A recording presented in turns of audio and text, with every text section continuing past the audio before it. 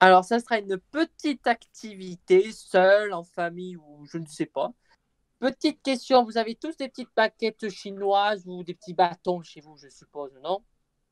Ouais, Oui, des anciennes, enfin, ouais, quand tu commandes, forcément, tu après toujours chez toi, quoi. Commande à emporter. Ah oui. Donc, vous les gardez tous avec vous. Ouais. Alors, je me suis dit, et j'avais fait cette activité, c'est très sympa. Vous prenez quatre petites baguettes chinoises ou vous prenez quatre bâtons, tout simplement, comme vous voulez.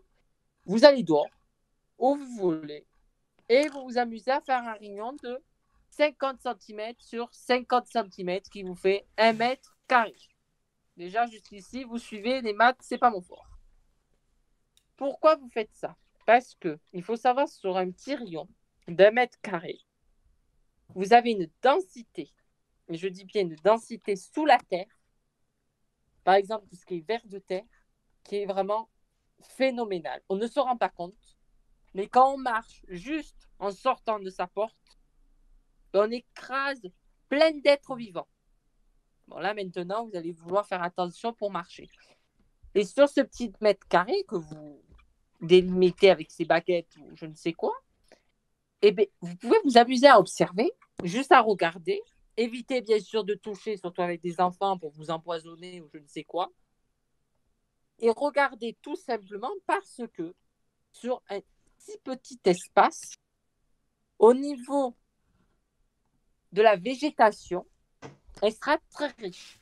Quel que soit le lieu où vous serez, contrairement à ce que l'on croit, un si petit lieu, eh bien, vous allez avoir plein d'espèces de végétation. Donc, ça veut surtout dire que, quel que soit le lieu et quel que soit l'espace que vous avez, chaque centimètre compte pour la nature.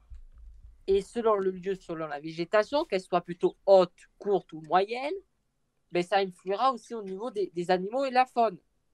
Et bien sûr, au niveau du lieu d'exposition, en plus. Et si vous voulez encore plus vous amuser, vous pouvez faire des comparaisons en vous baladant un tout petit peu plus loin, par exemple à votre droite, à votre gauche ou aux alentours, et vous allez voir, soit ça sera à peu près la même végétation, ou soit ça ne sera pas du tout la même végétation, et seulement à quelques pas près. C'est très souvent le cas, parce que il y a plein de raisons qui disent que il y a telle végétation, par exemple la Terre, ben, à quelques mètres près, la Terre n'est pas la même, n'est pas la même du tout. C'est le petite idée que je me suis dit, ça serait sympa que vous le fassiez. Il y a des petites clés de détermination pour voir au niveau des plantes, des petites plantes faciles à voir, des petites herbes au quotidien. Et après, petite info, c'est, je ne sais pas si vous êtes au courant, mais le genévrier, et je le dis bien, ça fait des petites baies. Les baies, il ne faut pas les manger tant qu'elles ne sont pas mûres. Si vous les mangez avant qu'elles soient mûres, ben vous risquez d'être très très malade, même aller au-delà, même la mort, hein.